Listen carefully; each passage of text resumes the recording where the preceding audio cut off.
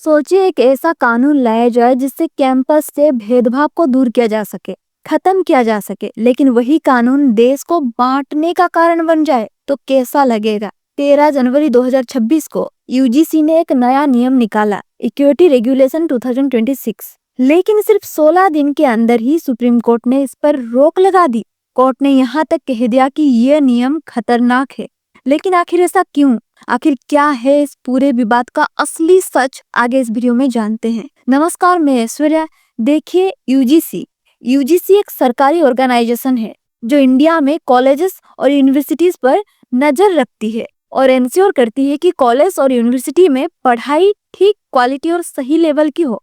हाल ही में यूजीसी ने 2012 के पुराने रूल्स को रिप्लेस करके नए रूल्स नोटिफाई किए। मकसद था कास्ट ओरिएंटेड डिस्क्रिमिनेशन यानी भेदभाव को खत्म करना।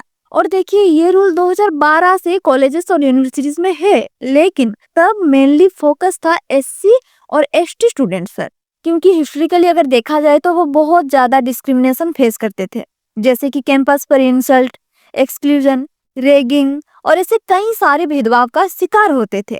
लेकिन लोग कहते थे कि एनफोर्समेंट वीक है और अब ओबीसी स्टूडेंट्स को भी प्रॉपर्ली इंक्लूड करना चाहिए।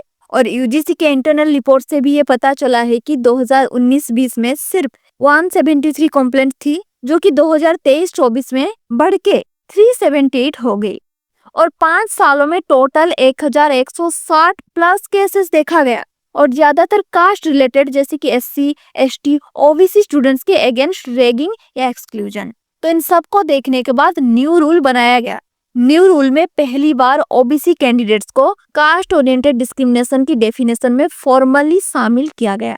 यानी अब एससी, एसटी और ओबीसी तीनों कैटेगरीज के स्टूडेंट्स डिस्क्रिमिनेशन की शिकायत कर सकते थे। साथ ही साथ हर यूनिवर्सिटीज और कॉलेज को एक एंटी डिस्क्रिमिनेशन ऑफिसर यानी एडीओ नियुक्त करना जरूरी कर दिया गया था। इस ऑफिसर का काम था सिर्फ और सिर्फ भेदभाव की शिकायतों को सुनना और समाधान करना।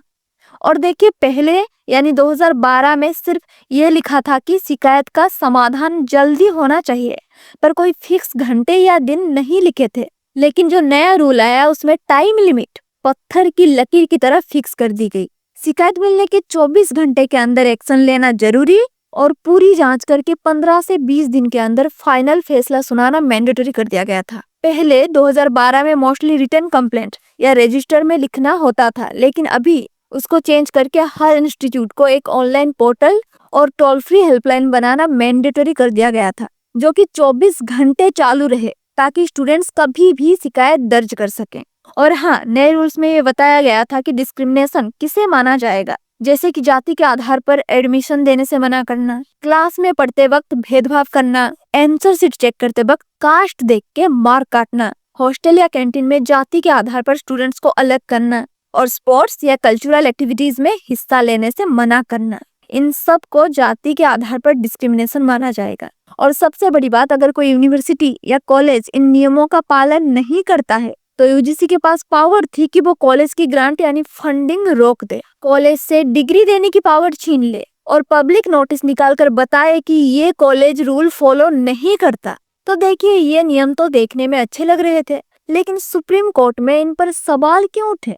देखिए, असली विवाद की जो जड़ है वो ये है कि इसमें जनरल कैटेगरी के स्टूडेंट्स के लिए कोई भी प्रोटेक्शन नहीं लिखी थी, सिर्फ एससी, एसटी और ओबीसी का नाम लिया गया था। मतलब अगर कोई जनरल स्टूडेंट अगर कास्ट के आधार पर हरास हो तो उसके लिए ऑफिशियल प्रोटेक्शन नहीं मिलेगा। तो अगर देखा जाए तो ये रिवर्स भेदभाव लगता है। और हाँ, एक और बात, पुराने रूल्स में फॉल्स कंप्लेंट करने पर सजा थी, लेकिन नए में वो हटा दिया गया था। तो इसमें झूठी शिकायत करने वाले स्टूडेंट पर क्या एक्शन होगा ये क्लियर नहीं था। कुछ लोगों का ये कहना है कि ये रूल पावर मिसयूज करने का टूल बन सकता है और इसीलिए इस रूल के अगेंस्ट में प्रोटेस्ट हुए। और इस सब को देखने के बाद 29 जनवरी 2026 को कोर्ट ने कहा कि रूल की भाषा साफ नहीं है और इसका गलत इस्तेमाल भी हो सकता है। कोर्ट ने ये सवाल किया कि 75 साल बाद हम एक ऐसी सोसाइटी की तरफ बढ़ रहे हैं जहां जाति ना हो, या हम ऐसे नियम ला रहे हैं जो कैंपस को जातियों में बांट सकते हैं। तो फिलहाल सुप्रीम कोर्ट ने इन रूल्स पर स्टे यानी रोक लगा दिया है। इसका मतलब है कि अभी 2012 के पुराने रूल्स ही लागू रहेंगे। कोर्ट ने एक एक्सपर्ट कमेटी बनाने का सुझाव भी दिया है जो इन रूल्स को दोबारा लिखेगी ताकि ये सबके लिए बराबर हो। और देखिए, ये सिर्फ रिजर्वेशन या इक्वलिटी की जंग नहीं है, ये इस बात की जंग है कि हमारी यूनिवर्सिटी सोशल जस्टिस का केंद्र बनेगी या सोशल टेंशन का। तो आपका इसके बारे में क्या राय है, हमें कमेंट में बताइए और इस वीडियो को लाइक, शेयर और सब्सक्राइब जरूर करिए।